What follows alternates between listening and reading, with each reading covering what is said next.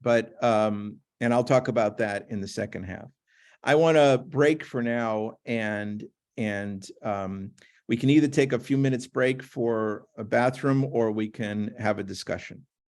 What do you think, Dr. Iyad? I think we should either have a discussion and then a break, or break and then a discussion. I think this is also, we have It's to up have to you. Up to you and your students. What do you feel? So I think Rawan has a question, or Rawan? After 5 to 10 minutes break, and then we continue. Is that okay? Okay, no problem. Very So good. we'll do like 10 minutes or 15 minutes? 25, so 3:30 at my side. I'm at 9:25 over here. So what? So it's 15 minutes, I guess. That would be 40. Oh, is that okay? 40, yeah, 20 before the hour. Yeah. Do you need more than 10 minutes? 10 minutes or 15? 10 is fine for me. It's up to you. I can sit for hours. Thank you so much, Professor. We really appreciate it. So Okay. we'll go out for 10 minutes, and if people are still, we'll wait another 2-3 minutes. That's the idea. So it's 10 minutes, and we wait late. Don't come late. Tamam. Okay. Tamam. Yeah, come back, of course. So we're going to a break for 10 minutes. Thank you, everyone, for being with us. And thank you, Professor, for this enlightenment lecture. It was very interesting. And I have many questions, by the way, but we'll leave it for afterwards. Okay.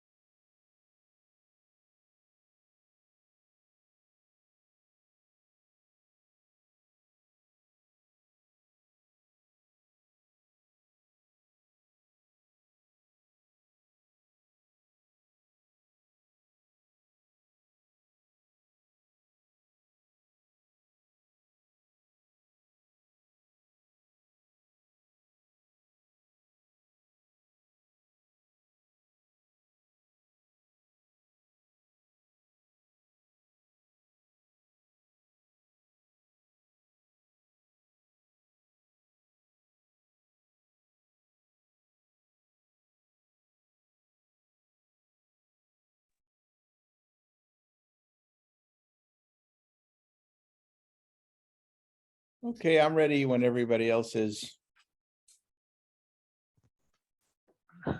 Hello, Professor. How are you? Thank you so much for such an informative and very highly powerful session, lecture. I have just sent you on the private message concerning the verse you said. By the way, it was used in the opening of World Cup in Qatar. This is the verse which was used in front of Morgan Freeman, and it has all what you said concerning the biased people, and also at the same time to know each other. Okay, this is the point. The other point is another hadith from al-Bukhari, talking about a prostitute from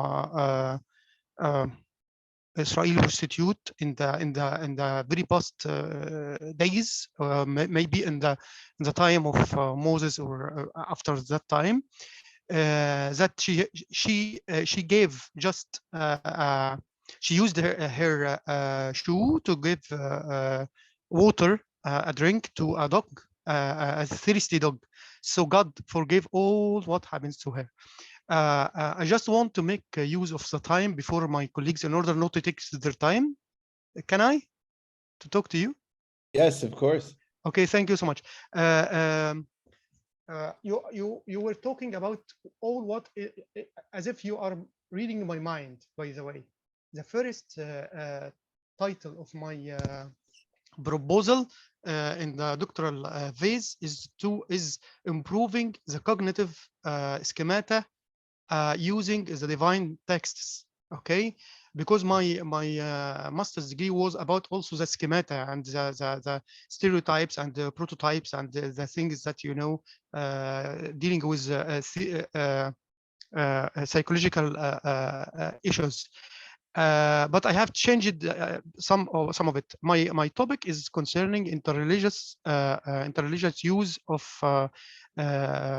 scripture in the three religions, Abrahamic religions, in the social or to improve social connections. This is the meaning of it. And I have two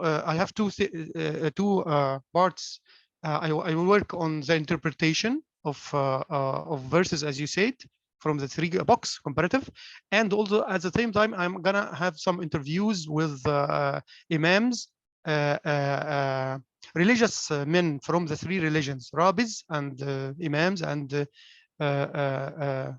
priestess.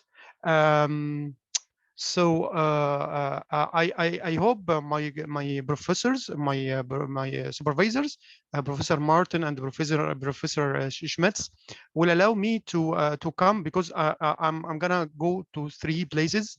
One of them, it will be the USA, and I hope that you allow me to work with you, because I'm gonna work with Orthodox school.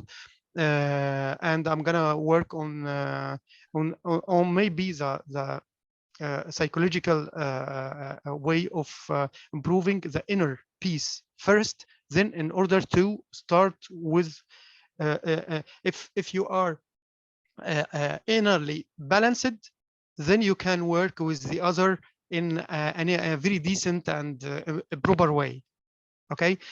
I have also experience with neuro-linguistics programming, the trend that you may know from 1973. I'm also concerning. I have some experience with that. I could help some people to concerning the classical conditioning or Pavlov effect, Pavlov theory, as you know, so they can change some of the things which are related to their deeply rooted inside them, concerning the triggers. What is triggered by something of this, the thing is they triggered by our senses. Okay. As you know, and every time I participate in conferences or sessions, I highly suggest that or recommend that some people may use Milton language and meta language approaches which are found in the neuro-linguistics of programming in order to help people first themselves and then the other, particularly the activists or the players or the people of the people. راح يا حلوة دي. So I'm really happy to have such a session. It is totally talking about my mind, my ideas, and I ask your permission to have your email and contact you. You will get a lot of emails from me, by the way. Okay, so I hope that you can allow me to contact you in order to have some discussions before I may come to the US and work with you there, because you know it touches my my way of thinking. I am thinking, like as you said, that we have to start with the inner peace, even with the activists themselves or peace builders. They have to be balanced. So I wanted to fight or improve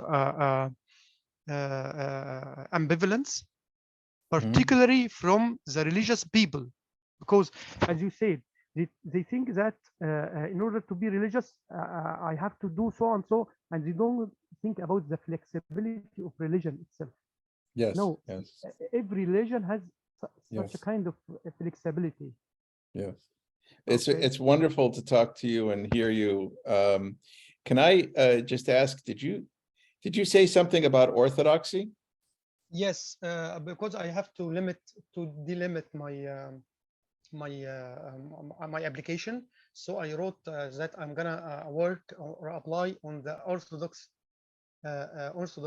school of the three religions, Sunni, and of the two other religions, Orthodox school or approach. Oh, I see. I see. Okay. Do you, okay. Well, it's interesting that you're coming, like I said, you know, Egyptian wisdom tradition goes back so many thousands of years.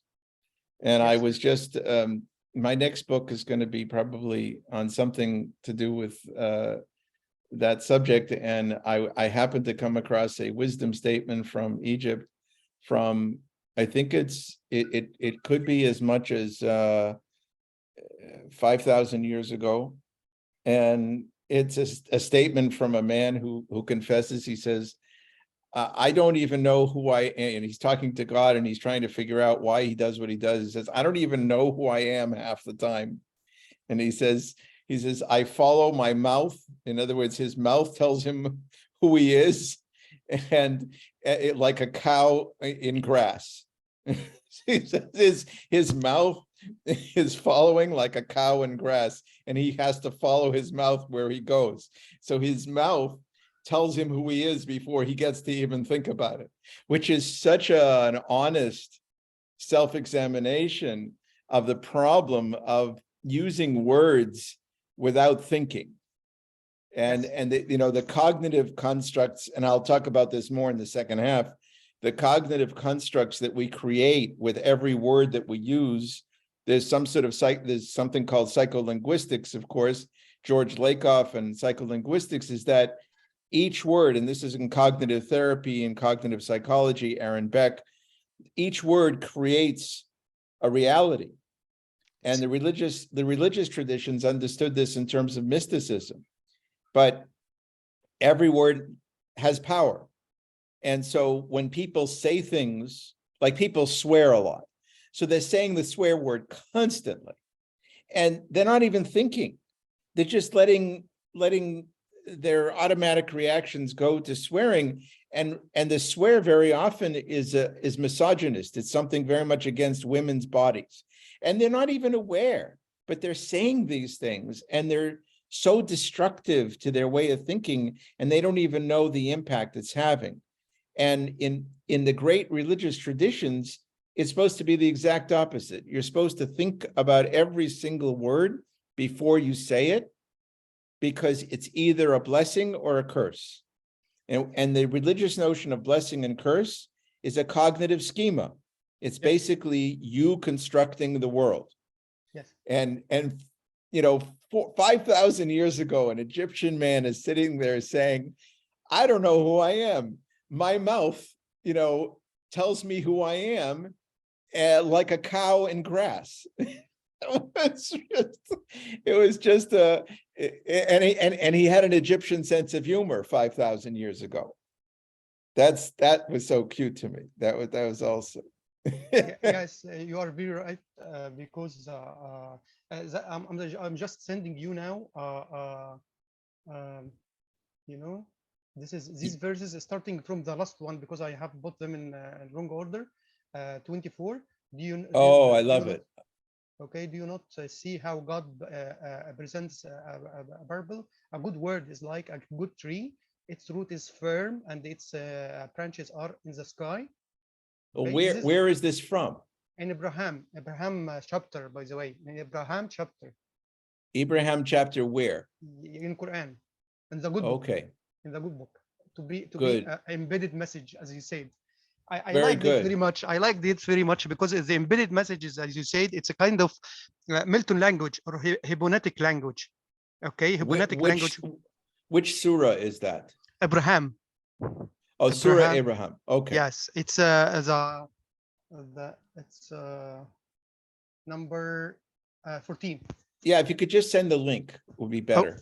Oh, okay. Because I can hit the link, but I can't copy from your messages, actually. Okay. Thank you. Okay, so it's a very powerful example using the words, as you say now, is the power of the word. The power of the word. It's like the tree. Okay, and he now here God gave two. It's like a contrast between the good word and the bad one. The good word is like a tree which is deeply rooted and its branches are high in the sky. And science, modern science says that if the tree has another tree in the inside the ground, inside the soil. Correct. Okay, so if it's a branch is high in the sky, where its root is, so it's deeply rooted. Okay, this is a good word, and it gets number 25, the first one here. It yields its fruits every season. This is kind of interpretation, as you said, because in Arabic it's said تؤتي أكلها كل حين. كل حين, each time. Each time here doesn't refer to season. Maybe it's interpreted like season, and then maybe it's interpreted like the way you use it, so it yields its fruit. Right. The time you use it yields so it's not related only to the season, like trees. Okay. That's why, for example, that's why in this in the latest book, Compassionate Reasoning: Changing the Mind to Change the World, the artwork is resembling trees, but it's resembling neurons. This is firing neurons in the brain. Yes, So neurons have a structure that looks an awful lot like a thick forest. Network. Yeah. And that's why I also read about the neurons. Sometimes it changes in the mind. It's like plasticity or something like that, like plastics, or it's neuroplasticity. Neuroplasticity. Right. Yeah, so I'll talk about it in the next part. So let's get to.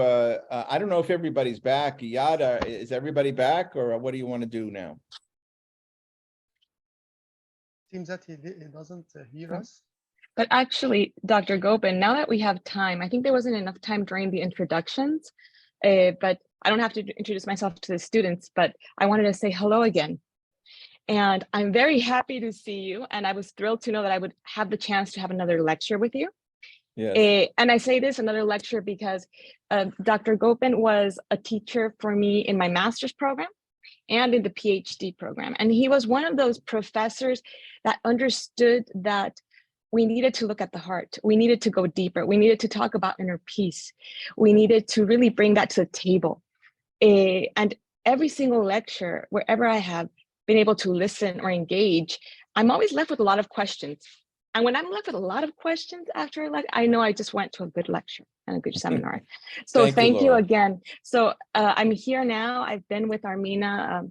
Earlier this year, I joined. I'm Director of Practice for Peace, Reconciliation, and Conflict Transformation. So I'm working with Iyad. Armina is really, yes, I'm the Director of Practice for Armina. So I didn't know that. That's wonderful. What a coincidence. Yes, and I don't think there was enough time at the beginning. So as Director of Practice, I've been able to engage with all the quality students that you see here. For me, it's very exciting to see the future, really, of what's going to come out of. We'll have more conversations. Oh, we will. But again, So, a pleasure to be able to say I went to another one of your lectures. thank you. Thank you. Laura. Thank you. Let's see, Michael.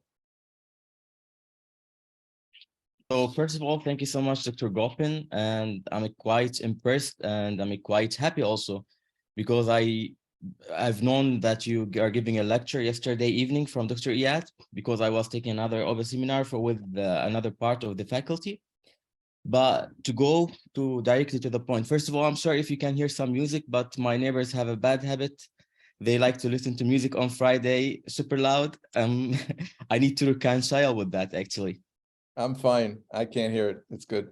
Anyway, so I have a question, a sub-question in this regard, and it's a kind like I would like to hear your opinion in this regard. The first question, you have mentioned the self-examination and the importance of self-examination in order just like to reconcile with yourself and after that to reconcile with the other. So I would like to hear your standpoint in transforming the self-examination into group examination. How can we transform that from a self-individual part into group part? I think Dr. Iyad, he sent us yesterday a chapter by himself. He mentioned that, and Dr. Laue as well standpoint, but I would like also to hear his standpoint in this regard. The second sub-question is about the Eurocentric vision. So you've mentioned actually some of the experiences that you got through about the Islam and about the Middle Eastern religion in general. And I think we are somehow overwhelmed in the Middle East with the Eurocentric vision. Especially, for example, if you are going to the United States, there are, I think, a scholar called Daniel Pipes. He mentioned, he has a book, I think the name of the book was Militant Islam Reaches America, which is actually explain that like how the European vision perceive the religions in the Middle East. So in this regard, with a quite limited means of communication between the Middle East and Europe in the matter of defining religion and introducing religions of the Middle East, especially Islam, how do you think that a means of communication can be established in order to change this Eurocentric vision about the Middle Eastern religions? Yeah.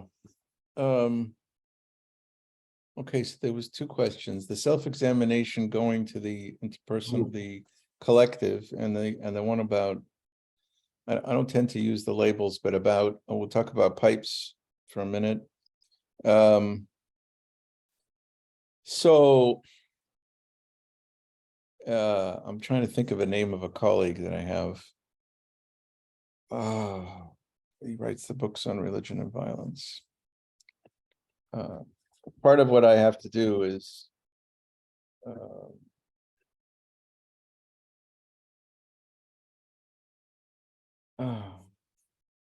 let me just I'm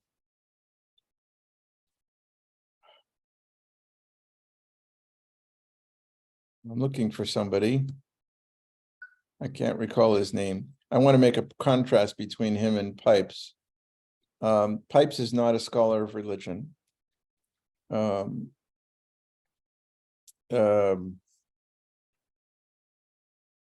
I can't recall it. His name. He's a professor in UC Santa Barbara, and he's written a lot of wonderful books on religion and violence. And that's what I said about since 2000, is that everything is either authentic conversation and authentic research, or it's a business. And so in many places, think tanks have become a business. A think tank is a place where you get intellectuals to say what a policy, what a government policy or a certain political side of things wants to frame in intellectual terms. So it's a bit of a business, think tanks, and especially official think tanks. Pipes is part of the think tank world, and there's a big part of the American struggle over, I mean, basically since the 80s, the main casualties for any Americans was no longer the Cold War, it was no longer Soviets, it was no longer, but the main struggles and the main place where America was either killing or being killed was in the Arab world, was in the Middle East. And so Daniel Pipes is an advocate for a militant approach to the Middle East from an American, perspective. And as such, he's not a scholar, and there are scholars of religion. I'm a scholar of world religions and conflict. I've tried to shift my scholarship on world religions and conflict towards the peace building side, precisely because of that embrace of intellectualism to frame a war of civilizations, which is basically the clash of civilizations notion, which is a reworking of the Islamic Christian wars of 1,000 years in many, many ways.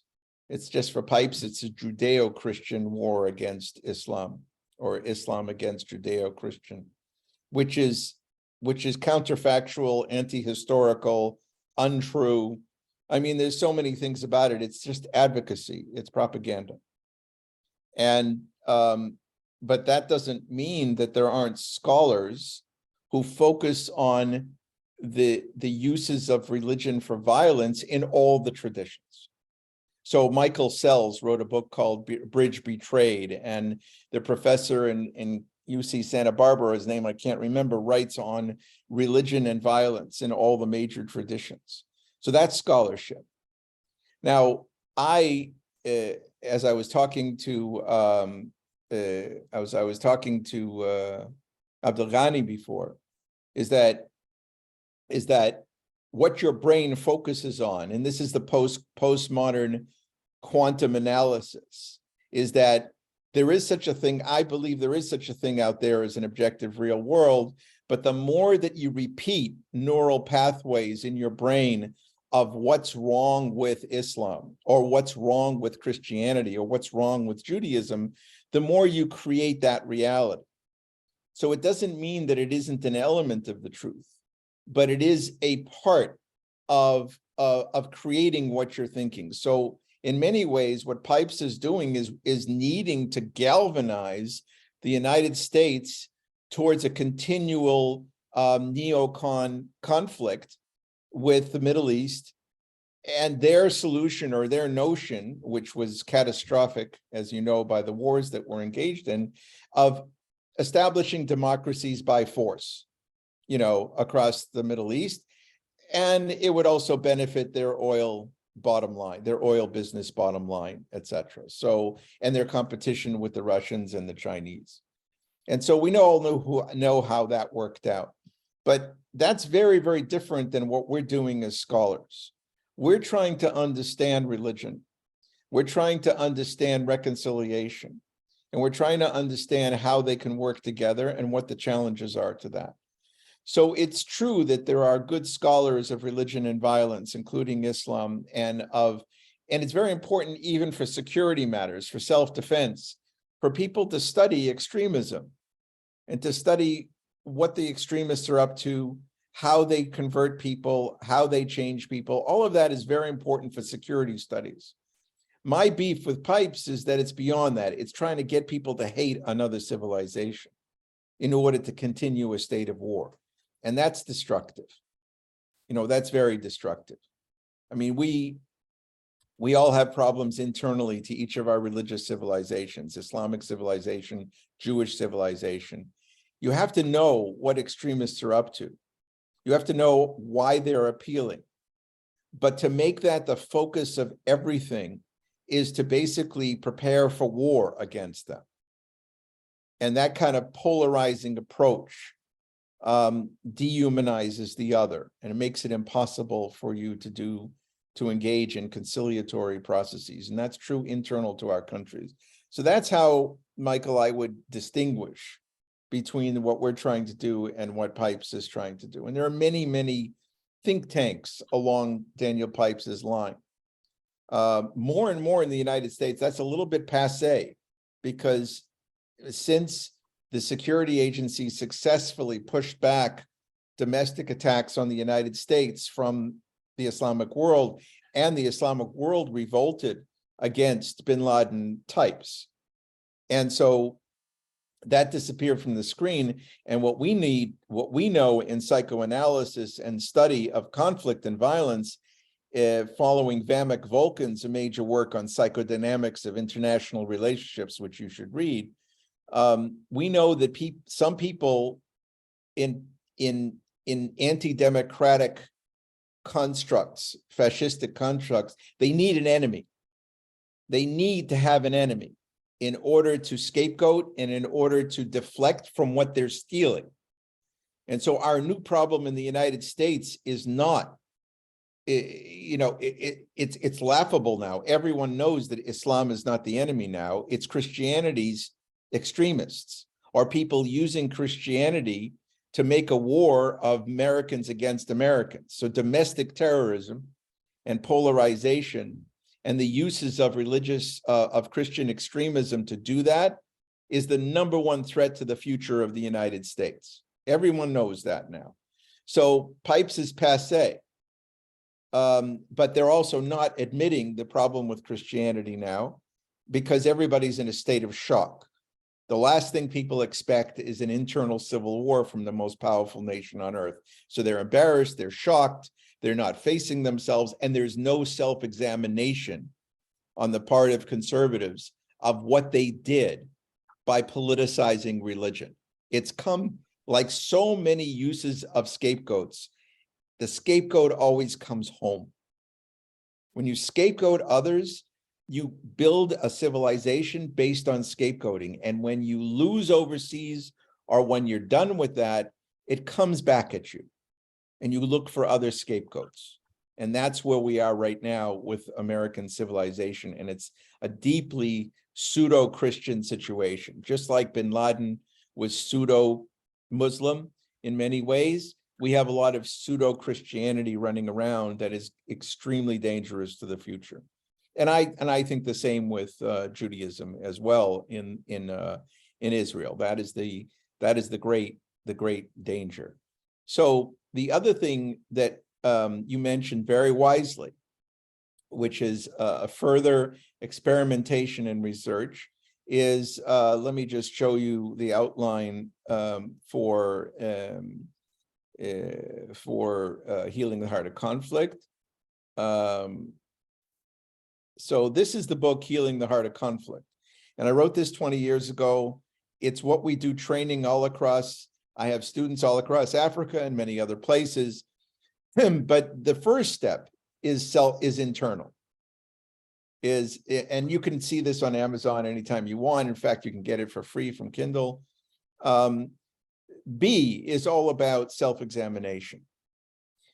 This step is all about examination of feelings, but it's starting to inch away from your own feelings to everyone's feelings.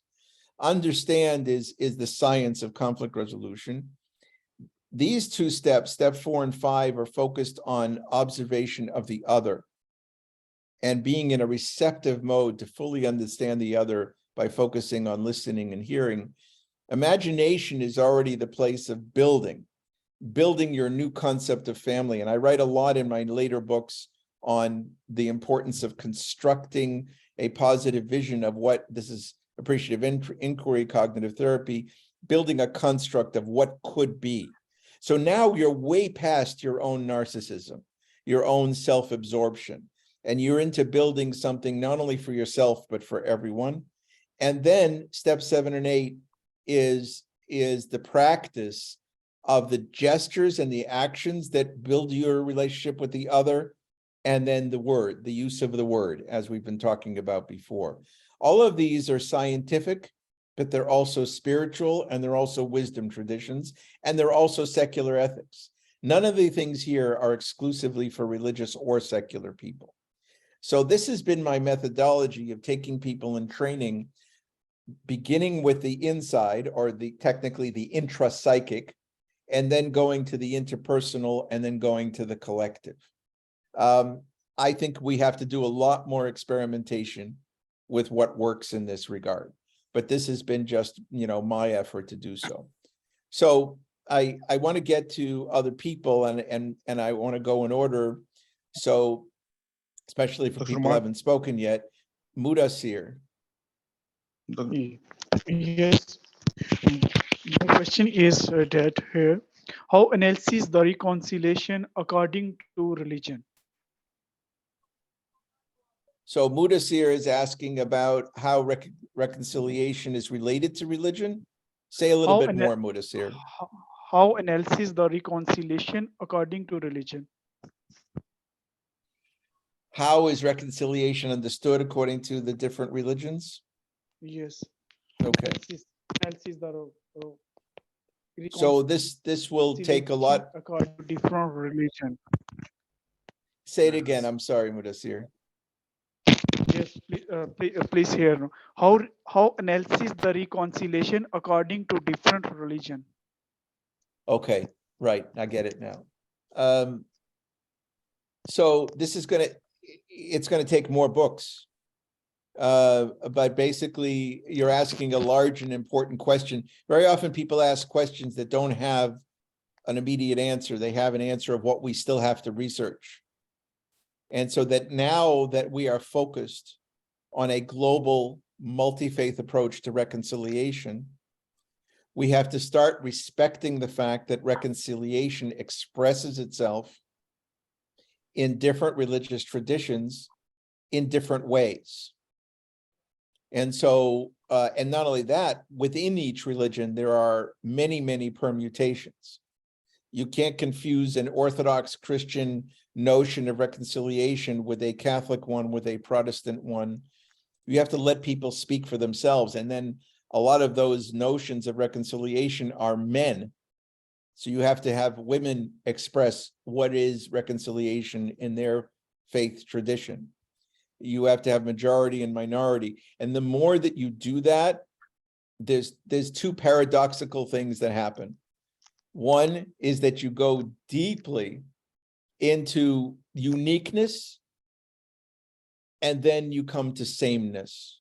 In other words, and this is how Eden and Armageddon, my book on that, I begin with the paradox of radical fragmentation, and then seeing the science within that. So we're looking for what is utterly unique. So in your practice, like, for example, and we haven't talked enough about practice versus theory yet. We're all talking very much in the sky right now. When I do my practice, when I went to Israel and Palestine, when I went to Jordan when I went to Syria, I worked for Syria in 20 years now. And I worked inside Syria until 2011, and deeply, but at a more elite level of diplomacy with elite Damascenes. But then after 2/11, I've been working in Turkey and in Jordan with survivors and refugees. And some of those survivors and refugees are from wealthier, privileged families, and a lot of them are from very poor. Each time I did this, I had already written a number of books. I didn't impose my theory on anybody, because the key is to keep theory over here in your brain, but when you meet the other, you surrender completely to who they are. And then you build from there. Laura did this in her work when she went to Japan. And so, she had whatever cultural background she had, but she went deeply into the psychology of not just all of Japan, because that would be a stereotype. She went to a particular village and a particular place in a particular construct. And that takes a radical surrender and humility before the diversity of the world. Because it's only in that way, Mudassir, that you can truly have practical benefits for people. It's only by building with them their philosophy of reconciliation and asking them what it is for you that you can discover what is going to work for them. So that, you know, there are many, many villages across India where Hindus and Muslims live together and they've never killed each other. And not only that, there are villages where they don't just not kill each other, they've actually celebrated each other's holidays in complete contradiction to more puritanical notions of Islam or Hinduism. What the heck is that? So when I found out about these villages, I said, oh my God, there are notions of reconciliation along Hindu-Muslim lines that we don't even know about yet because we haven't studied them. And that's very exciting to me. Then I discovered secretly that mystics in the Middle Ages in Christianity and Judaism, they were talking to each other because they come up with the same ideas in mysticism. And you know, but they couldn't talk about it in public because official Christianity was that Jews were damned and persecuted and was supposed to be inferior. And official Judaism was so wounded that they saw the Christians as the enemy. And so you can't have mystics talking to each other, but they were apparently, because we can see it in their writings. So the answer, Mudassir, is that we're still in a process of discovery. But the second stage of that discovery is the discovery of common patterns. So that, for example, once you go deeply into Palestinian culture and you find sulh, and you find the different expressions of sulh, and then you go deeply into Jewish culture and you find the patterns of repentance and apology and forgiveness and confession, you say, oh, they're very different, but actually there's a lot of things in similar. And so this might be a bridge.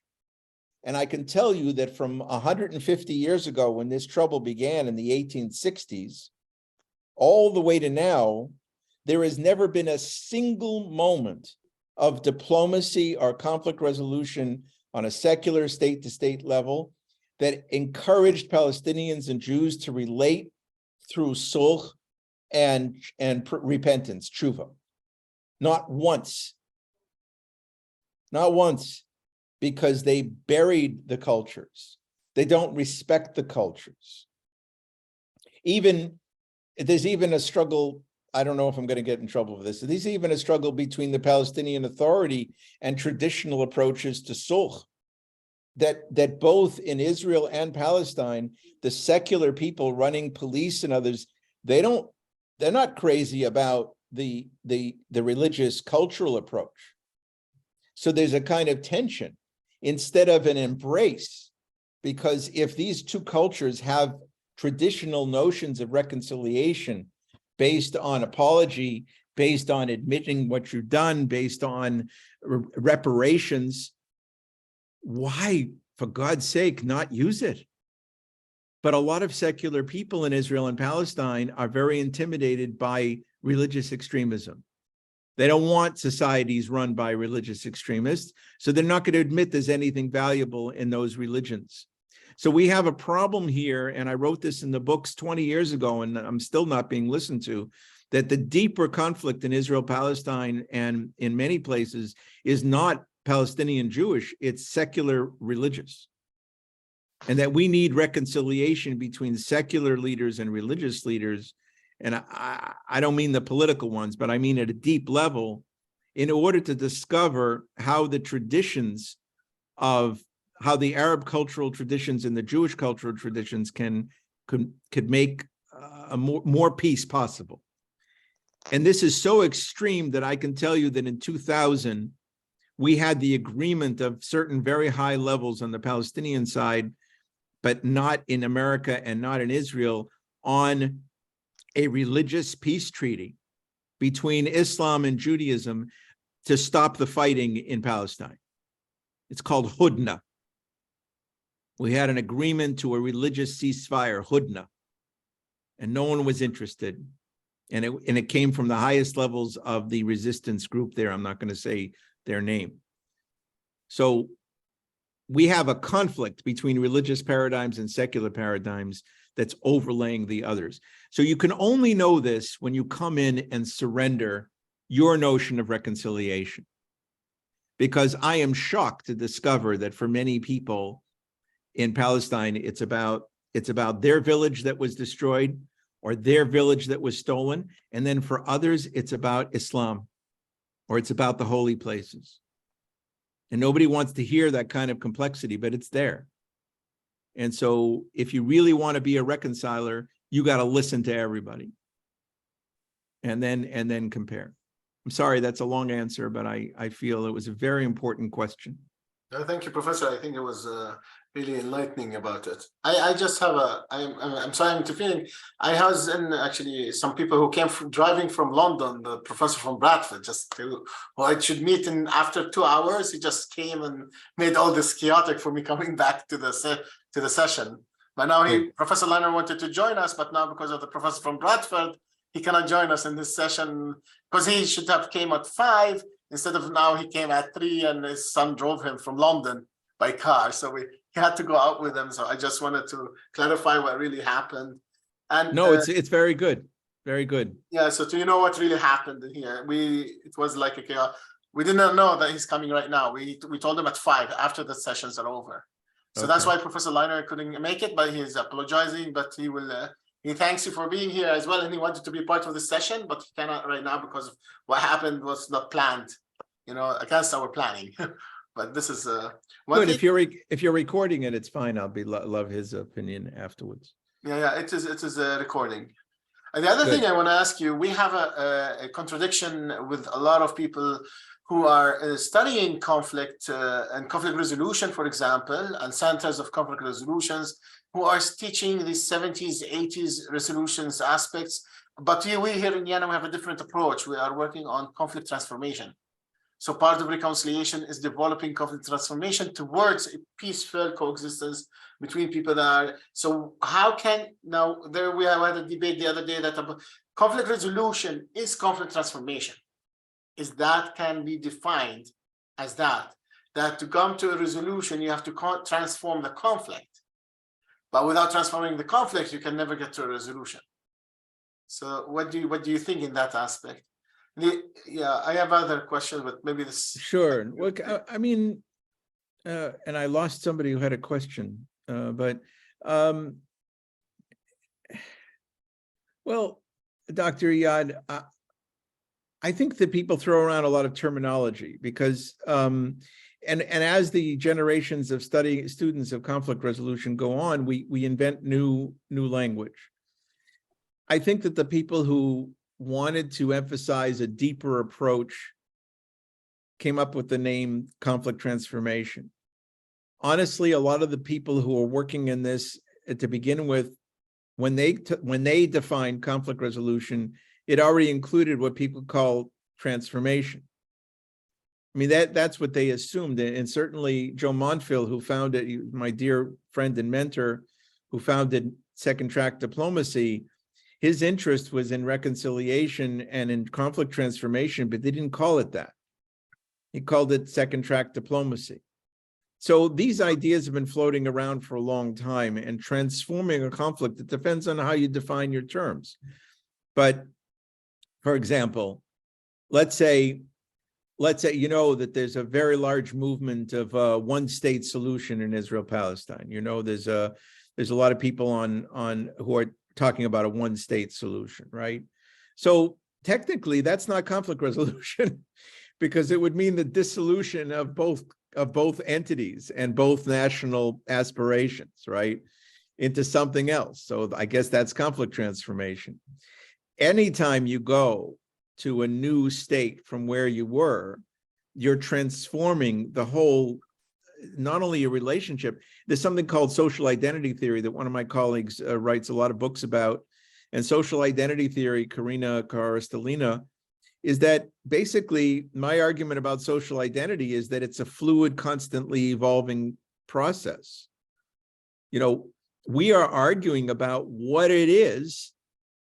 You know, look at that poem I wrote about my daughter. How did I define what Jewish was?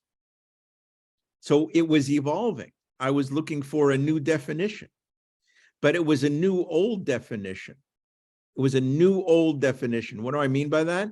Because in its current iteration, Jewish national aspiration since the 1860s has been to get away from being persecuted for 2,000 years, getting away from being weak and passive and helpless, and building a vigorous, strong military Jewish identity.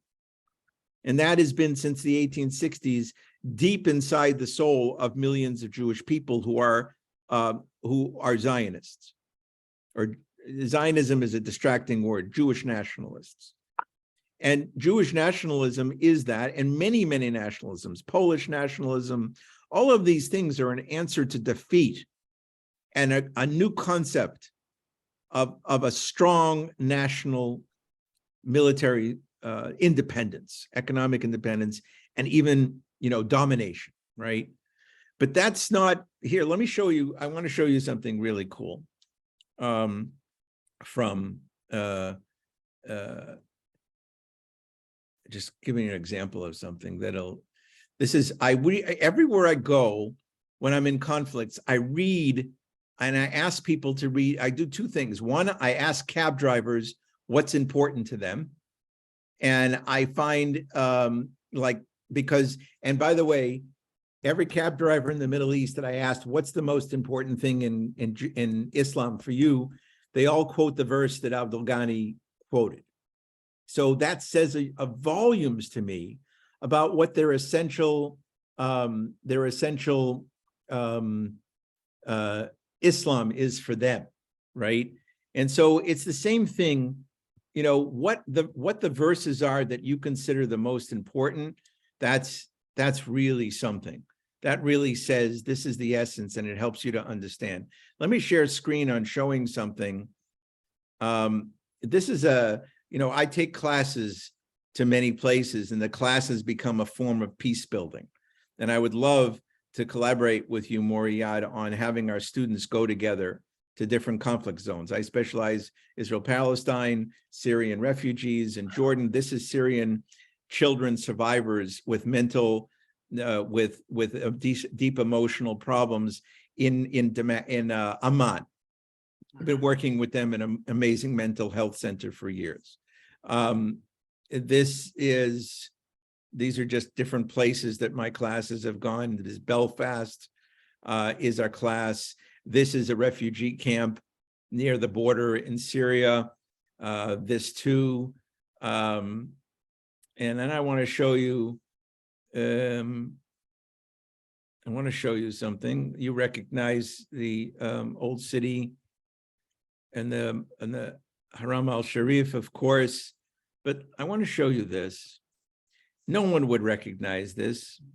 This is me with my hookah addiction when I go to the Middle East. Look at these words. So these words may not be, it doesn't mean anything other than somebody who knows Hebrew, but it's actually even Hebrew speakers would not understand the significance of this. Because this is from the Talmud, it's ancient, it's 2,000 years old. And it says the following as an identity of who is a Jewish hero or a Jewish strongman. It says, Ezehu Gibor Shebi Giborim, who is the most manly of the great men, like the strong men, who's the really strong man?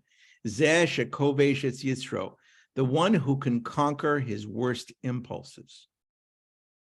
And others say, the one who can make an enemy into a friend, or the one who can make somebody who hates them into somebody who loves them.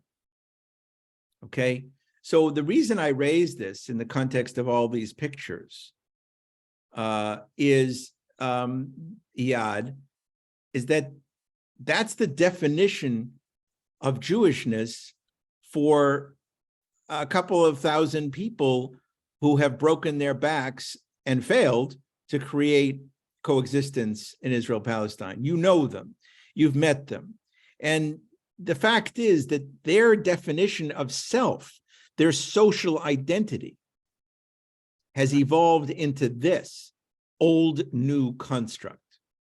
So the idea, coming back to what Abdulghani was saying before, is that with enough repetition and enough coordination, we can work really hard to create more of them, as opposed to somebody who defines themselves as a new Jew who's getting even with the Gentiles after 2,000 years.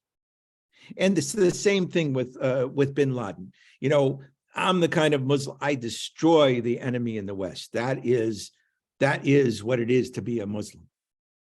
So we are all going about defining ourselves, and it's a fluid process. And I think that's why words matter, psychology matters, and reconciliation is complete conflict transformation. Because after all, if I come to love you and you come to love me in the middle of Bethlehem, and we're surrounded by war, we have developed a new identity of collaboration that's totally transforming the conflict for us. And that's how it was with me and Sheikh Bukhari, is that our enemy now was not Arabs or Jews or Palestinians or Israelis. Our enemy was hatred. Our enemy was anger. Our enemy was uncontrolled inability to listen. See, all of our enemies changed, and that's a complete transformation of identity. Now, how, following the good question at the beginning from Michael, how you change that from the interpersonal to the collective is something we really, progressives around the world, secular and religious, really have to ask themselves that. What is our methodology of social change at the grand scale? I think it comes down to money, honestly. ISIS had $1 billion to manipulate people, $1 billion. And when we come to the West, so-called liberal West, all of the money is in military. How much is in peace building? How much is in reconciliation? How much is in apologies and forgiveness? Nothing. We have to beg. They think we're crazy. How much of the EU budget is designed for deep reconciliation between Muslims, Orthodox Christians, and Catholic Christians in Bosnia? Nothing. We just want you to coexist and behave and be as corrupt as you want, destroy Bosnia from the inside. We don't care. Just don't involve us in your war and stay quiet. There's no budget for what we're talking about. And so from a realist, I'm not complaining. What I'm saying is that from a scientific point of view, the experiment has not even begun to take what we know scientifically about reconciliation and put it in the mega universe of social change. Look at the money for democracy, the money for development, the money for industrialization, the money for globalization, billions and billions and billions of dollars. Some of those things have done good things. Some of them have created global warming. It's a mess, but they put the money in. But there's no billions for reconciliation. So we haven't even begun the experiment, Michael, in terms of extrapolation to the larger. We know what to do. But the experiment hasn't even begun because we're still busy taking the primitive human being and convincing him of the most basic verses in the Quran, that diversity is not here to be a war of all against all. Diversity is here for you to reach a higher spiritual level of consciousness. I think the framers of the United States Bill of Rights also got that, but they didn't put any money into it. The biggest reason why America is in deep trouble is because for 200 years, the money has gone into roads and it's gone into warfare and it's gone into the economy. It has not gone into the American heart of what it is to be a proud Democrat and treat everybody equally according to the Bill of Rights. There's no education in that. So reconciliation or conciliatory and transformative things that you do with the child from the age 1 is what I emphasize in my last book. We won't know how reconciliation is scaled up, Michael, until we put the money into it. Then we'll start to have an interesting experiment.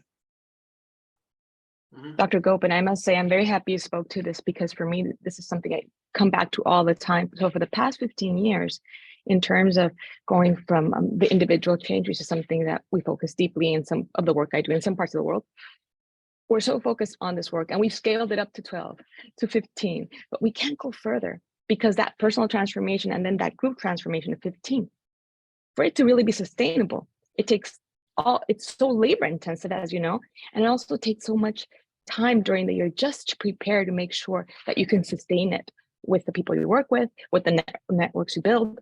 So I would say that half of the time that you're invested in this, you're also using half of the time that you don't know how you're able to find it, but you do, just trying to find the funds.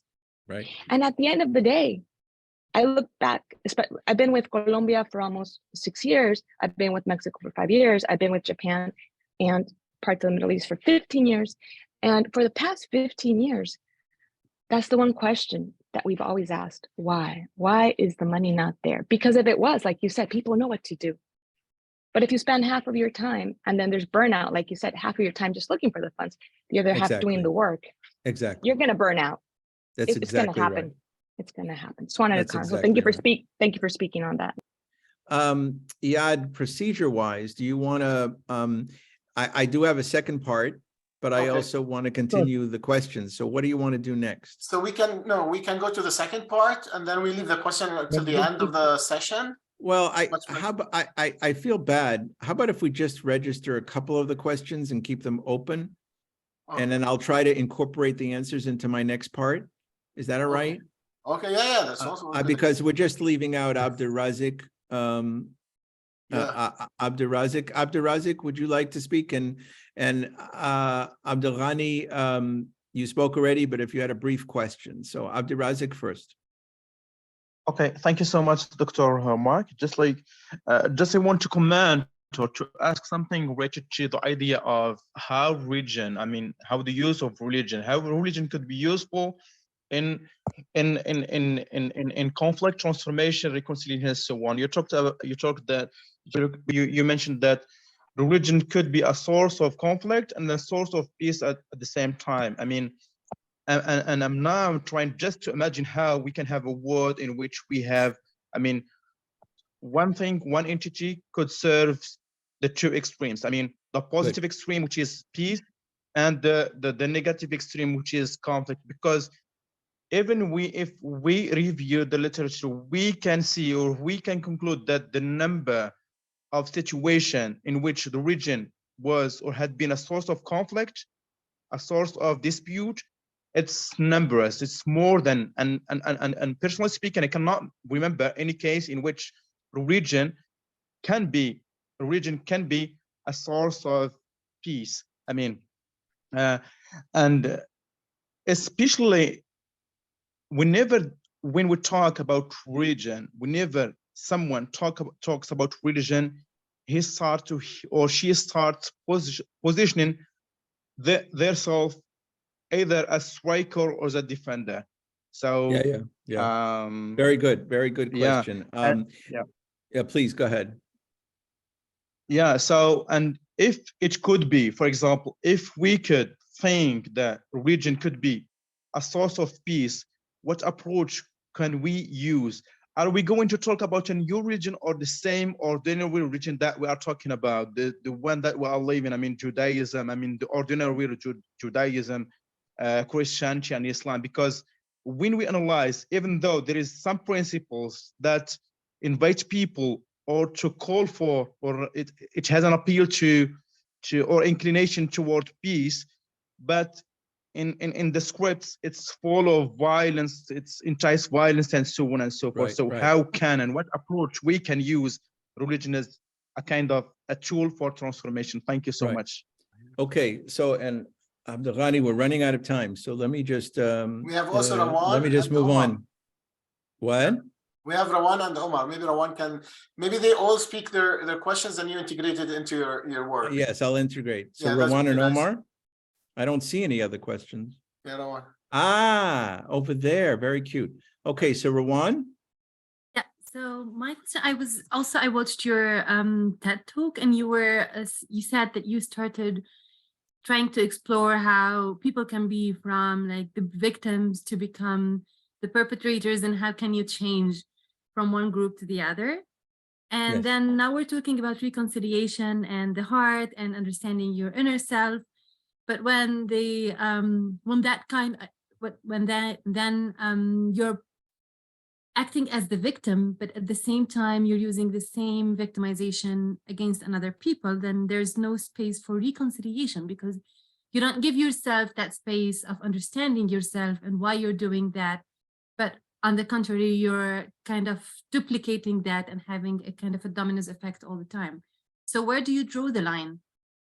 Good. And where do you like break and start thinking about why are you doing these things and how can you improve? Very good. Very good. Wonderful. All issues that we've been struggling with for many years. Omar. Yeah, thank you, Prof. Actually, it's very interesting, like when we talk about the religion rule within the conflict, and how is the religious people, leaders, let's talk, how they can play a key role within the conflict and to reach such a compromise or reconciliation between, I'm talking about regarding the Palestinian-Israeli conflict. Okay, I know that all of us acknowledge that the secular regimes on both sides, like they lead the political process, but some of the scholars they saw that the political approach is failed, and now we have to look for another approach to reach a compromise and to reach a reconciliation between both nations. And what you said, like the religion is very important rule if it comes from both sides, not from one side. It's the interfaith dialogue is very important tool to use it regarding reaching a reconciliation between both nations, and to search where is the gaps, to search was this potential solution and appropriate solution for the conflict. And Right. this is it needs like a strategy, and Right. this is needs willing from the religious leaders in both sides, not from you, from me, no, it's supposed to be a decision, Right. serious decision from both sides to take it, despite of the sacrifice, despite of the pain. Okay, both sides paid a huge pain. Okay, Right. and there is another, now it's in the conflict solution strategy. There's a win-win strategy, win-win compromise. If they Mhm. like Mhm. acknowledge like that, to accept each other, and we believe that the win-win strategy is one of our strategies to reach a solution and to reach a compromise. And the more complex issue in this conflict is Jerusalem. The Yes. identity is the identity not only related to the personal identity; it's related to the identity of this the place. It's a holy place. And Yes. Jerusalem, I think it's one of the complex and one of the critical fight Yes. within the conflict. And we have to start from Jerusalem. This is what I propose, because if we find a fair solution accepted by all sides, then we can find easy a solution for other fights Right. between us. This Yeah, is what I want to imagine, share. I mean, Iyad and I are now friends, and I spent the last 40 years going between West Jerusalem and East Jerusalem, and I can tell you that it's extremely difficult emotionally, psychologically, to be going between peoples when I'm the only one going in between. Yeah, That in between space is such a painful Yes. space, because you're walking, you're driving for 5 minutes, or you're walking for 20 minutes. And your family tells you that you're going to get killed, and they're angry at you, and what are you doing? And everywhere you go, people are distrusting you. Because You're never loved. You're only suspected by all sides. And this is what reconciliation work sometimes entails. But you are right that Jerusalem has been the focus of our 40 years. I have other friends who feel no, that they're making a big mistake, and that the Galil, that Jerusalem for thousands of years has been a kind of obsession of power.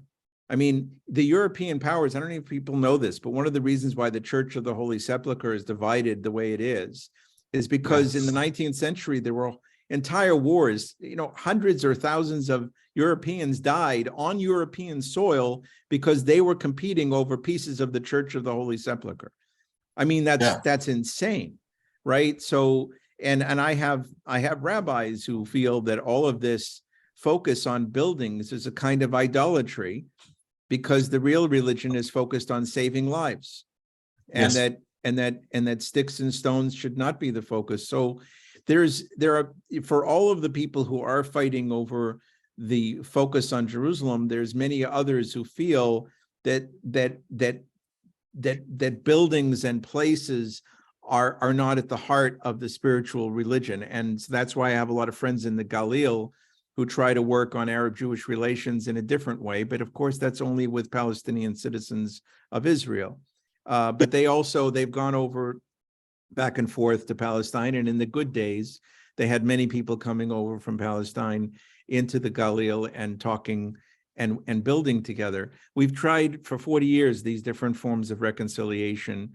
And in some conflicts in the world, there are so many powers arrayed against it that it's called intractable, but it's not the only place in the world. So intractability is something, like I said, I came to the conclusion ultimately and ironically that it wasn't our methods, it wasn't anybody's methods, even the diplomacy was pretty good.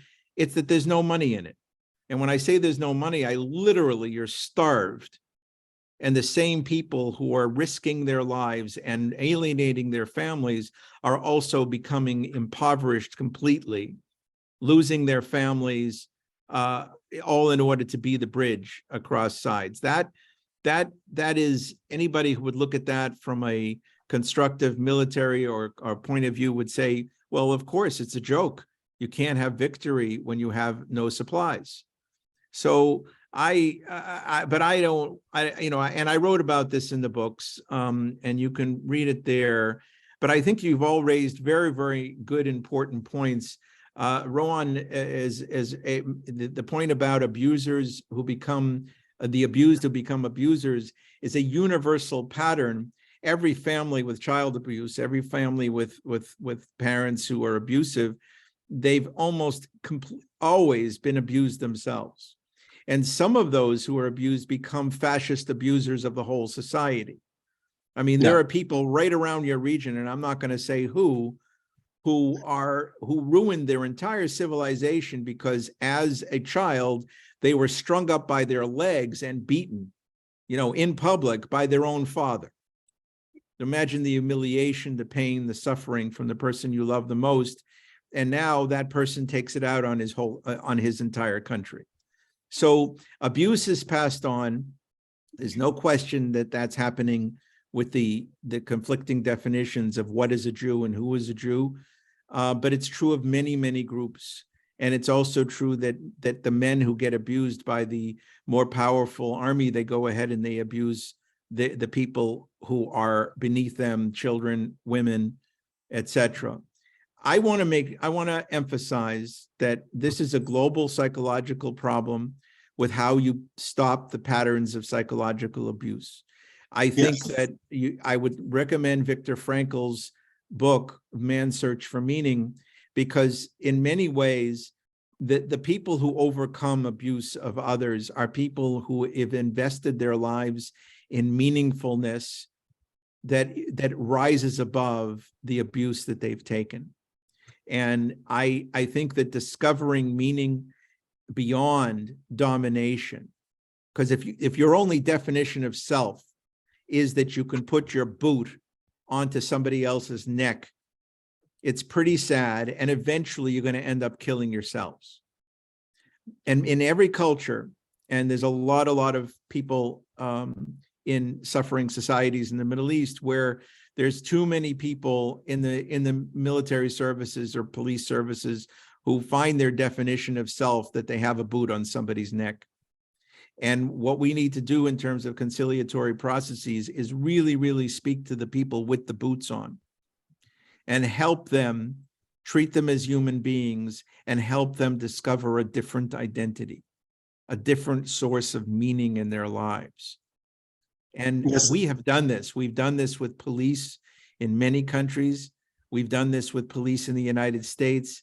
There are ways to do this. Like I said, there's no budgets, but the fact is that a lot of people who are violent in prison, they discover new approaches to meaning, and they don't behave the same way when they get out.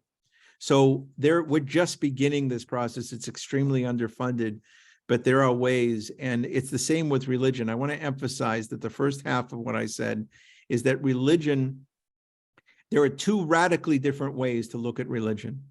One is through the prism of the texts, the traditions, and the individual expressions of the spirituality, of the ethics of that tradition. The other one is the clerics, is the organized religion. And I'm here to say to you, after 40 years of research on this in every culture, that organized religion is mostly a secular affair. Organized religion is mostly a secular affair. What I mean by that is that when you get to the highest levels of different countries around Europe, etc., the most powerful and most conservative leaders are actually secular partners of whatever regime is in domination. That means that so when individuals like us tried to get a hudna going, for example, we weren't getting the hudna going to give the country over to religious leaders. We were trying to appeal to the heart and mind of every person and to respect their culture. But that wasn't an indication that we didn't want democracy and human rights to be at front and center, which fundamentally is a radical investment in every human being and their rights. So when I talk of religion for 40 years now, I'm not talking about giving the world over to clerics. I'm talking about the fact that religious traditions, including coming out of many well-meaning, wonderful clerics, is that the best contribution they can make is the teachings about human decency, about love, about respect, about honor, about gratitude, about confession when you're wrong, about apology. This is deep in religious traditions around the world. And my latest book is focused on the neuroscience of compassion, and that compassion changes the brain and allows you to be generous. It allows you to admit the abuse you've been heaping on somebody when somebody is compassionately engaging you. There's so many wonderful things about compassion.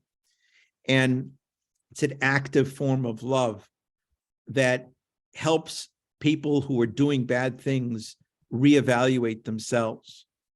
I've done it with soldiers. I've stood with a gun right to my head on the border between Israel and Palestine in 2000 with a machine gun right at my head from an Israeli soldier. And I was going to see Arafat. I'm not going to go into the details. And I had a gun right to my head. And he said, "Get out of here. Get the hell out of here. You don't belong here. You have to go. You have to go." And there was an angry crowd, and it was really bad. And I just looked at him in his eyes, and I said, "This must be very, very hard for you." And he said, "Yes, I would rather be at the beach with my family." You know, he screamed at me, right? And then he let me go. You know, and of course I had a privileged relationship with him, But many people, we have our own police forces. You have police forces in many countries that are scary. It's not just the IDF. And, you know, that moment of compassion, of reaching beyond yourself, is a powerful way to deal with power. Now, I'm not a pacifist. I don't want you to get that impression. I think that everybody has a right to self-defense. Everybody has a right. If somebody invades you, I understand you have a human right to resist. I happen to think that the Ukrainian people, I come from Ukraine originally, have a good shot at pushing back an enemy that destroyed Syrian people, that created a genocide there, and that has to be pushed back. But as soon as there's an opportunity for Russians and Ukrainians to talk to each other, I'm going to be the first one there. And I'm already doing that in Poland with friends, because love is the answer, but self-defense is necessary, you know. And so we have to combine values, and it is the great spiritual traditions that have a lot of wisdom on this, going back thousands of years, not just Abrahamic, pre-Abrahamic. There's a lot of wisdom in the world. It's not to be found in a high-level cleric all the time. Sometimes you find great clerics that are at the high level, sometimes. But I'm not talking about giving the world over to them. I'm talking about us all focusing together, secular and religious, on wisdom and on self-control and on science. And that seems to create a better reaction among people who hold power.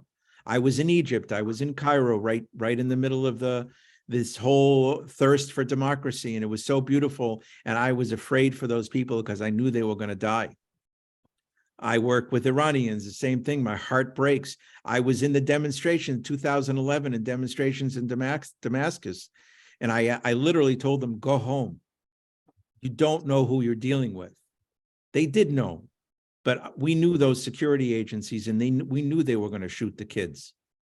I said, go home. Let's figure out a more clever way than getting shot. And now 12 million people displaced from their homes and hundreds of thousands dead and tortured, and it's lost. So it's not that sometimes people don't have a right to fight. It's that it's wiser to figure out another way to reach the other heart, you know, especially in civil wars. So, and right now, effectively, between the river and the sea, the Palestinian and Israeli peoples are one people of equal populations. It's basically one country that is a disaster in terms of human rights and sharing, but it's like one country, and it's a civil war, and civil wars don't end well unless there's a change in heart. So I don't think we have the money to counteract all the forces that go into it, but when I talked about Hudna before, all I meant was a gesture that made sense to people, and I tried and tried and tried to get Israeli Jews to understand the importance of Haram al-Sharif, the importance of gestures, the importance of the fact that ceasefire should mean something spiritually to people, you know. And I have allies. I have many, many allies, but they're not enough. You know, they're not enough, and we don't have any resources. So, Prof, anyways, we're coming to the end of the 3 hours, and I want to conclude, if you allow me, Dr. Dajani and Dr. Mark. Like, if it's it's regarding to the conflict transformation theory, like Jerusalem, we can draft a question: how is the Jerusalem issue could be potentially be transformed from being a part of the problem to becoming a part of the solution? Yes. And there are, you should know that there's many wonderful people who have tried to do that. And honestly, and Sheikh Bukhari was one of them. And I have to tell you that the only thing that they were missing was the recognition by the global world, the embrace. They too felt incredibly isolated and misunderstood. Sheikh Bukhari died after 5 heart attacks, and he was on his way to Turkey to try and reason on the fights between. He just kept on trying to stop the violence, but it was just one person alone. We can't do this with one person alone. Conflict resolution requires mass movements. It requires mass changes. And yeah, I'm not going to say anything more about that. This is not a deep dive into the Israeli-Palestinian conflict. I would have more to say. This is more about the fact that reconciliation has the potential to be very practical, but we have to be strategic. We have to think about reconciliation in the middle of conflict not being suspect as surrender. That's one of the it's part of the work we need to do. Following Rowan's question about well, at what point do you let an abuser keep on abusing? Well, the truth is that in most of the world, nobody's going to dismantle the police forces. No one. They tried in the United States, said, oh, let's dismantle the police. It was silly. There was no way that anybody is going to, even the poorest people want the police to be able to be there at the end of their call. But we have some movement in terms of a more humanitarian approach to policing. And I worked with police chiefs who really are brilliant. There are brilliant police out there. They're not being given the budgets they deserve, the really brilliant peacemakers, but there are peacemaking police chiefs. If there's 2, if there's 20, there could be 10,000. So the people with guns, whether they are militants or whether they're police or whether they're military, the people with guns need to be embraced in a way that can change them and that can change us. And from Egypt to many places, there's no other solution than to try to infuse the society with a greater valuation of everyone's lives and even the people with the guns. Mm-hmm. That's excellent, Professor. I would like to add something that when you speak about wisdom, it's reconciliation, our point of view that to reach reconciliation is a wisdom approach. And it's a research for wisdom approach. So this is how conflict transformation can happen. As Professor said, you direct it into wisdom and science. And that's where we are trying to do here is to develop a reconciliation research on scientific method to develop conflict transformation. So this is what you have to, it's not about we transforming ourselves or transforming people, or it's like about how you develop reconciliation as a wisdom approach. So we have to go there, and this is what is missing. And scientifically, when you add science to wisdom, wisdom becomes the science and become the approach to everyone wants to lead. And everyone, if you go like, you remind me, we have an accredited program of master at the University of Al-Istiqlal, the first in the Arab world for peace and reconciliation studies. And the minister, when he called on the phone, he said, how can I speak against reconciliation and wisdom? If I want really to stop you from doing what you want to do. And I said, well, you want to speak. Everyone says against reconciliation. He said, I cannot write something. I want to write something against the program to criticize it. But how can I criticize ethics, wisdom, and science, trying to develop them together?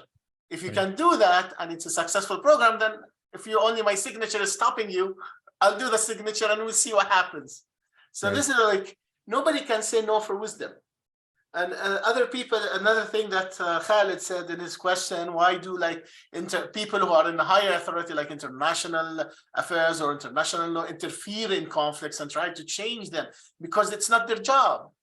It's not their job to interfere in the Israel-Palestinian conflict or in the Qatari, Emirati, Saudi Arabia conflict. A lot of Palestinians, politicians, they are really misled. You talk, why reconciliation is more active than the international law, or go to South Africa, for example. Many examples. I'm not going to say that we study Latin America, for example, with Laue, or Japan. So those people did not go to the international law because they know the international law, it's not its job to do such a work.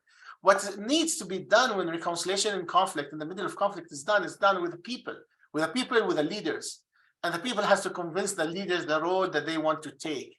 And as long as the people don't want to take that road, you can either just show them there's another way, but you can never give them to take that way until they are deciding to give it. So we have a saying, you can take the horse to the river to drink, but you cannot never let the horse bow to drink.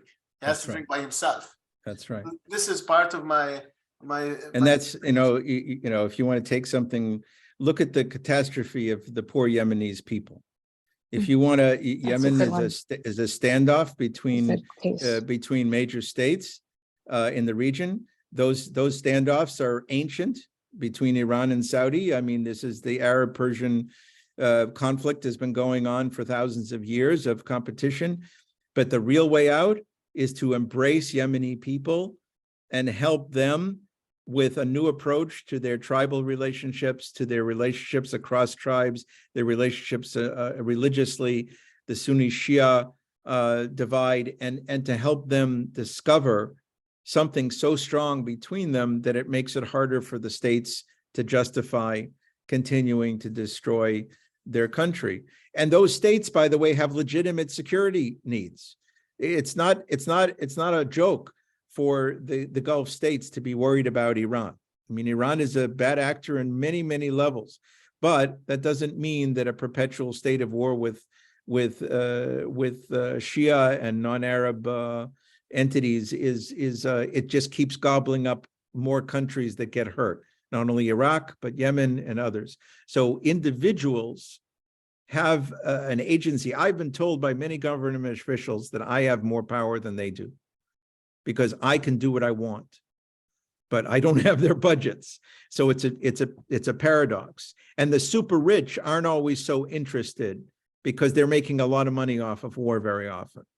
So it's very hard to find the wealthy, kind people who really don't want to see this happen. It's not easy, but we have to somehow find that little space where we have people of goodwill who say, oh, well, I don't want to continue the Iranian, Saudi, or Gulf conflict. I don't want to be a tool in this whole war. I don't like the Iranian regime, but I think that war is a disaster. So you need money, and you also need individuals, finding one person on the other side and engaging in intermediary reconciliation and then building from there. That's the first step in every country, in every place, is finding a partner. That's why my book, Bridges Across an Impossible Divide, was about partners across enemy lines. Because once you have a partner and you love each other and you've made each other into friends, then you can creatively think about how would you bring in more people. Mm-hmm. Yeah. We have I want to take, because Abdulrazak asked a question. Wael Dukhan, actually, he wanted to ask a question from the University of Al-Azhar in Gaza. He was raising his hand for an hour and nobody. I'm so sorry, I didn't see it. Yeah, me too as well, but he sent a message. Wael, you can answer because he's the only one who didn't have a question. Thank you, Dr. Yeah, thank you. Thank you, Professor Gopin, for this interesting lecture. My question is a quick question. It's about the term Hodna. You repeated several times. Is there a parallel term in the Jewish tradition or in Judaism that gives the same meaning of Hodna? And you said that there is, in the Palestinian side, there is a group or political entity that accept such idea. Is there other groups in the other side, in the Israeli side, adopt the same idea, Hodna, which means, doesn't mean full peace, but at least it's the cease of arm and conflict. It's a good question. Thank you. It's a good question, and I miss Gaza. I haven't been there since 2000, and I hope someday I can return. You're welcome anytime. Thank you so much. Thank you so much. It was wonderful to be the families that I visited, and I think I'm the only person in the world that had a feast inside a security agency, because I was welcomed by this amazing Muslim leader. His name was well, I'm not going to say his name. Nasser Yusuf, General Nasser Yusuf. He was a wonderful person. He really had a good reputation. He never hurt any, he didn't injure people, and you know what I'm talking about. So that was an odd, beautiful moment. So hudna is an ancient Muslim term because Muhammad had different forms of stopping wars. And sometimes it was a full peace and sometimes it was a ceasefire. Judaism doesn't have any precedent because we haven't had any military power for 2,000 years until 1948. So there's literally no religious tradition on forms of military peace. There's just, but there are spiritual ideas of pursuit of peace, the pursuit of peace, Rediafat Shalom. There's ideas of reducing conflict. There's ideas of repentance. So you are right to notice that hudna is a political term in Islam, and there really aren't political terms in traditional Judaism. There's ethical terms. So what we try to do is be tactical about it. So tactically speaking, we wanted to use the word hudna to help express an honor of Islam. And then in the Jewish side, we wanted to emphasize the religious interpersonal values, like the one that I just showed you of making an enemy into a friend, being true manhood. I try with working with police and with everybody else, the detectives and police I talk to, what is it to be a real man? What is it to be a real policeman? And a lot of people think that I'm being anti-feminist by talking about real manhood. No, on the contrary, contesting what it is to be a real man. So in Judaism, to say real manhood is being able to make an enemy into a friend or control yourself, that's being very scientific, because the key to nonviolence and civilization is self-control. So what I try to do is make the parallels between religious Jewish values and scientific values. And on the Islamic side, I tried to honor the fact that over history, the founder of Islam, or you shouldn't say it that way, but Muhammad, peace be upon him, understood politically the idea of making a middle space. And so what we were talking about is we have a 20-year hudna, and we knew that after 20 years, people would work out a way to live together. You know, and that's what we were hoping for. So, but honestly, you're right. We didn't focus because on the Israeli side, it was a very, very secular dominant construct, and now it's become more and more nationalistic, religious. But we're working on some of that. So I don't have a good answer because we just tried to convince people on their own terms on both sides. And you actually have made a very good point that on the Jewish side, we didn't have a way to frame this that appealed deeply to Jewish sensibilities. Jewish sensibilities in Israel are very focused on annihilation and on the death of children. 1 million children were murdered in the Holocaust. And that sits with people, a tiny people of 15 million in the world. It sits with them with such rage. So Mohammed Dajani was related to the Dajani family. He spent a lot of time honoring the Holocaust. And that was his hope, that by honoring the Holocaust as a Palestinian, that people would get it in terms of Palestinians loving Jewish children. So he felt that was the bridge, and he's not entirely wrong. That was a good gesture. It wasn't a religious gesture, but it was a deep cultural, compassionate gesture. We keep trying. I mean, yeah, I don't want to, the reason I'm hemming and hawing is that you raised a really good question about the many reasons we didn't succeed in 2000. So thank you for that incisive comment. Thank you, Professor. Thank you. So I think we answered mostly all of the questions, actually. Unless you would like to continue, or Professor, how do you feel? I think that only one person still has their hand up, is Abu Ghazali. So Abdul Ghani.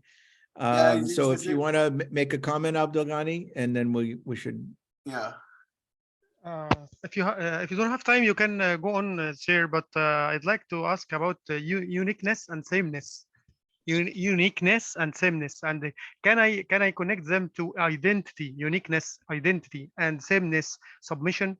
You mentioned Job, Abraham, and suffering of them as a trial. Okay, so I think the objective of suffering for such a persons and Muhammad, peace be upon all of them, is just like submission to God. Okay, in these situations. So submission is like sameness because it works with all people, but uniqueness, this is to his trial is concerning his child, this is his body, this is his, and so on. I'm working with Dr. Laura concerning a paper, Salama, if you know Salama, the wife of the Prophet, and the treaty of Hudaybiyah, it's Hudna also for 10 years. Okay, so the believers didn't obey the Prophet at that time, at that moment, because they felt that they had to go back again and not entered their home city. Okay, so they have to submit to God. So can I consider? This is my question. Can I consider uniqueness is like identity, personal identity, and sameness is like submission in these situations, because it's the same for all people to submit to God? Thank you so much. Oh, it's fascinating. I didn't think of submission in terms of universalism, or sameness, but that's very interesting. And that's the sameness of recognizing universal law, is universal history, science. They're all things we submit to on a certain level because they're universal. But then there's our uniqueness. Yeah, I mean, it's interesting. I can't help but remind you of somebody who was very dear to me in those days. Her name is Ibtisam Mahmid. And Ibtisam Mahmid is a Palestinian Israeli living in a town in Israel called Faradis. And Faradis was one of the many villages, and it's one of the few that wasn't destroyed. And Ibtisam is a woman who, she's extremely traditional Muslim, and she at the same time is very strong feminist. And so she analyzes the mistakes of sameness and difference in terms of Ibrahim and Sarah and Hajar, and that actually the change will come when the children of Hajar and the children of Sarah recognize that the fathers have been sacrificing the children, on the altar of war. So it's a very different interpretation of the sacrifice of the child, whether it's Ishmael or Isaac, but from the perspective of Hajar and Sarah, because they both fell apart when their children were going to die. And so that's like I said, it's so important. I'm not talking about giving over everything to the male clerics. I'm talking about giving the interpretations over to everyone to express themselves. And it's such a new way for it to be looked at as the children of Hajar and the children of Sarah finding each other and agreeing to not keep the mothers in pain over the unnecessary death of the young men in battle and in warfare. Very interesting approach. And she suffered a lot. They suffered in 48 a great deal. She lost people, but her wisdom is different than mine. I don't see the same things she sees. And so it's sameness and difference. So the sameness is when we discover science together, when we discover universal law together, universal patterns. But the difference is the difference enriches us like a bouquet of flowers. And that I think is the in Liberia, taking us out of the Middle East completely, it was only the women that discovered how to get the tribes to stop killing each other. It was only the women. And in many places in the world, the women are the connectors between the tribes because they have a wisdom that comes from being focused on the unnecessary death of children. And that's something that we need in order to complete the picture of humanity and the wisdom of humanity. So that's both a uniqueness as Liberia, God knows, and then at the same time, the wisdom that comes out from seeing these patterns across the world. Yeah, What is still missing from the phronesis, from the wisdom. That's why. Is that just a word? One word? Thank you, Abdul Ghani. Thank you so much, Abdul Ghani. So we got to go. Yeah, we have to go. Thank you, Professor. And you are right. This applied phronesis is really where we are. And I love the way you said it, and because it's really when you are speaking, you have what we are doing in reconciliation is to cut to prudency, which is the highest consideration of wisdom. So reconciliation here is not me giving just to the people, telling them, oh, come and be peace, forget what happened to you, or forgiveness and forget. No, it's about really giving forgiveness in a way, developing the applied phronesis, which is the highest wisdom of humanity. And this, we apply it according to Aristotle with science. And that's what you are all doing. You are approaching science and integrating reconciliation into science to develop what is better word of prudency. Reconciliation is a prudent way towards, peace, coexistence, reconciliation. So reconciliation is a process. So don't think of it that you are going there. Maybe you are going there, but you develop it. And you develop it, not any other outcome, government or society or any other UN or Human Rights Watch, or they will not develop reconciliation. This reconciliation has to develop within ourselves to not accept and develop within others as well. So this is part of a prudency done by Aristotle. And, I thank Professor Mark Gopin for this lecture was really enlightening, Professor. If you have many last speeches that you would like to give to our PhD students, Professor.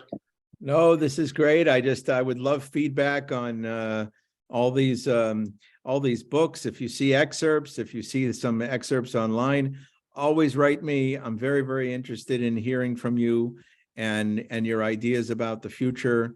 So, this has been a privilege to speak to you.